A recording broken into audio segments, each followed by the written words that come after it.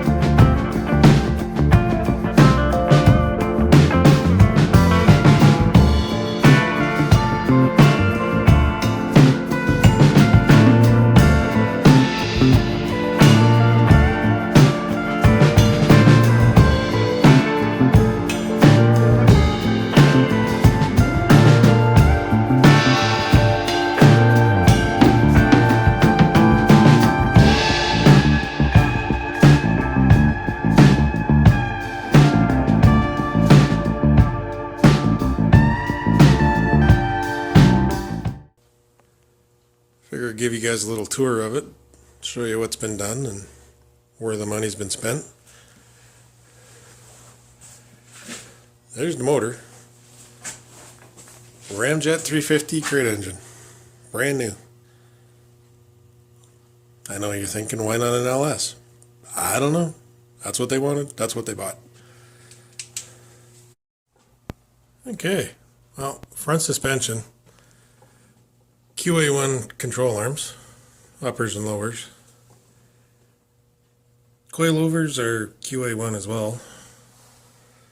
The brakes are just part store disc brake conversion.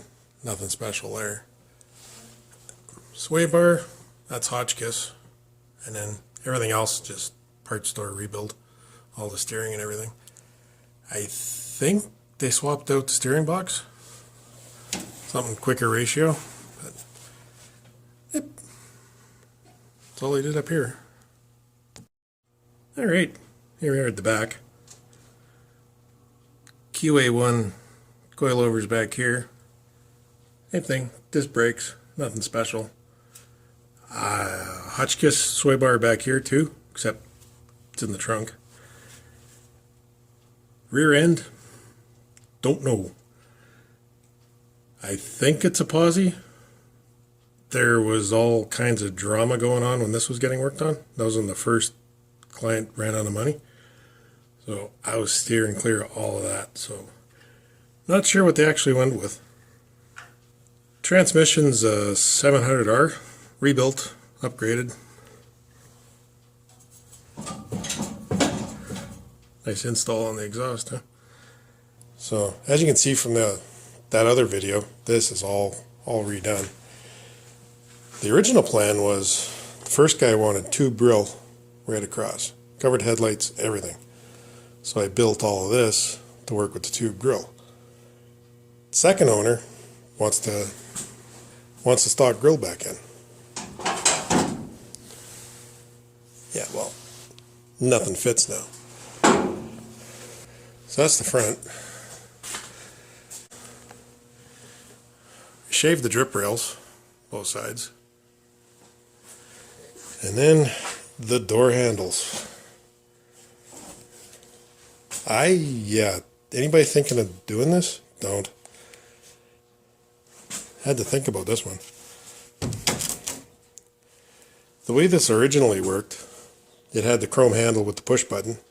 On the back of the button, there's a rod that pushes on this, that little tab, and that's what opens your door. Well, with the new handles, they work completely different. It's all with rods. So I had to figure out how to make it work with this thing.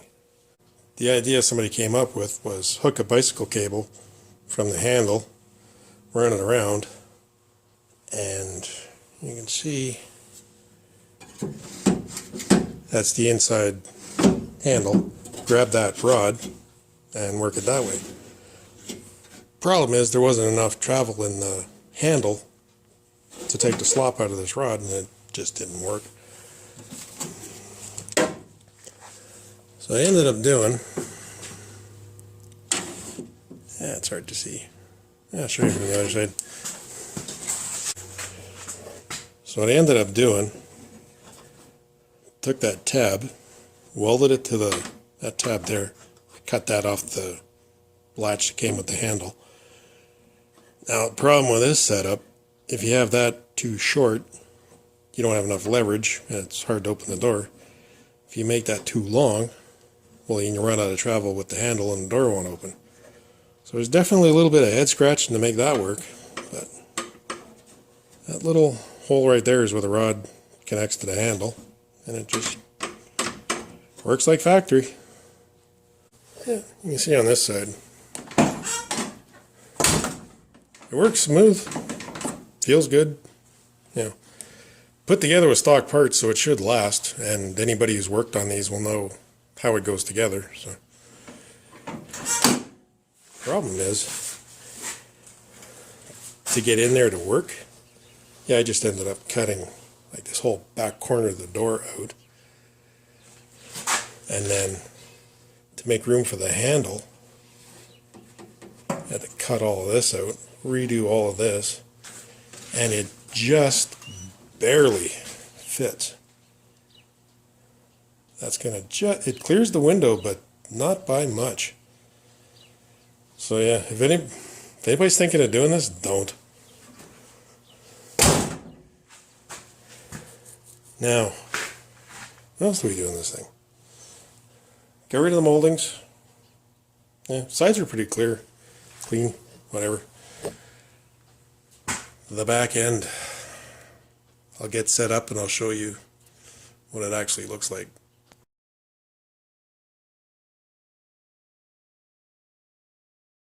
Okay, here's the back end. LED taillight, second attempt. Yeah, first one didn't work. As soon as I cut the slot in the bumper for the light, the bumper just went skipperwing, and that was it. Ain't gonna work. But this is what I came up with. You know, that's where the original taillights were. That's all closed off. And what I did is I added this little piece. And it just meets about middle of the taillight housing. And the bumper is going to come up.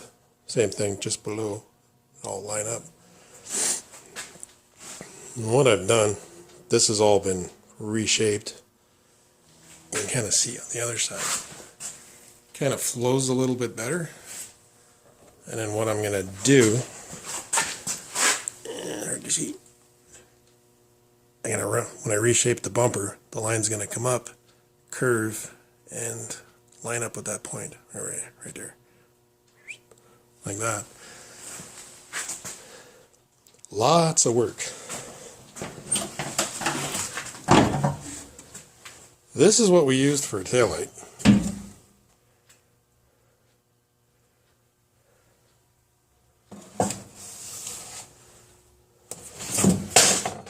Yeah, we're reshaping the entire back end of the car around the cheapest taillight they could have found. That was one of my objections, but I lost, so this is what we're doing. And this is the housing. And what I'm going to do here, I have to build inside. This is all, where are we here?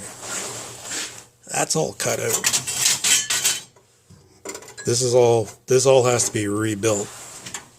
So I got something to mount this to. And then what I'm going to do here, build this out. And then I'm going to follow that line. Mold it right in so that this kind of looks like it's supposed to be. There's a whole pile of hours just doing that. And then the bumper,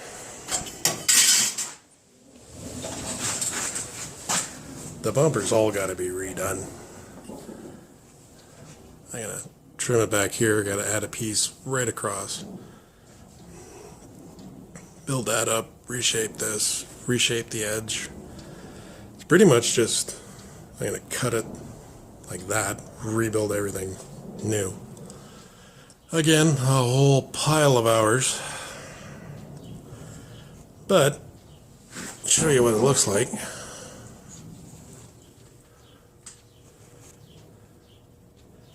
Your tail light, or turn signal. There we go. Hold it. Okay. Yep, that's what it looks like. And there's your backup light. It's, as much as I don't like this idea, this approach, I'm not completely opposed to it. It kind of looks good. Kind of. I think Oldsmobile, Buick, somebody did something similar to that. But I don't know.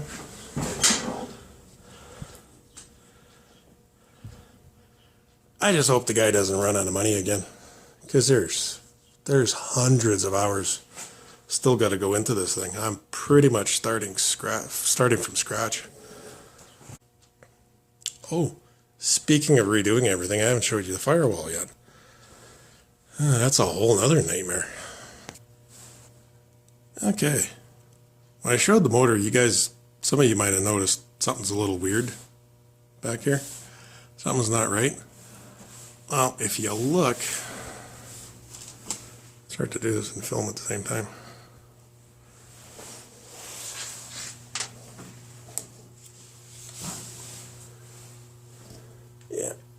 The oil pan on this motor is huge.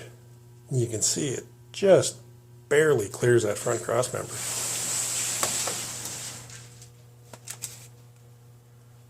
Yeah, it's huge. So when they stuck it in, that motor's back as far as it'll go, and it just barely clears. Well, I didn't find out the motor's too far back till I went to put the body back on it, and nothing fit. Okay, so what ended up happening was, once I figured out what was going on, it was either change the oil pan, move the motor ahead where it's supposed to be, leave the firewall alone, or because we're going full custom, cut this thing up every single square inch of this thing. We decided to keep the motor back, which isn't exactly a bad thing, and then we'll just redo the firewall. The windshield wiper motor was getting moved. We were going to go with a completely different setup because the stock one's huge. That was going to get smoothed off, get rid of the heater, smooth everything off, kind of mold it somehow into the fenders. So like run a line along the front of the firewall, kind of ties into the fender. We're not doing any of that.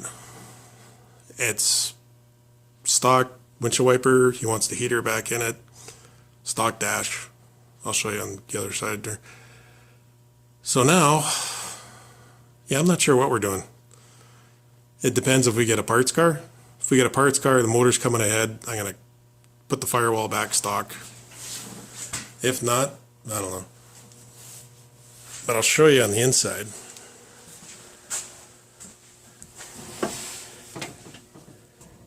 There's a big hole on this side. Yeah, nice minty floor pan. We're cutting it all up for this. I'm getting a little frustrated with this project, in case you haven't noticed. The dash was going to get completely redone. We're going to do similar to a Corvette, where it's got the little pods on each side and then the waterfall down the middle. We're going to do a computer screen, get rid of the heater, all that stuff. Gauges, the whole, go to town on this thing. That was the plan. Now that the budget's tight, he wants stock dash back in it. So all this that I cut out, it's got to get all welded back in. But with the motor too far back, the housing for the heater fits flat against the firewall.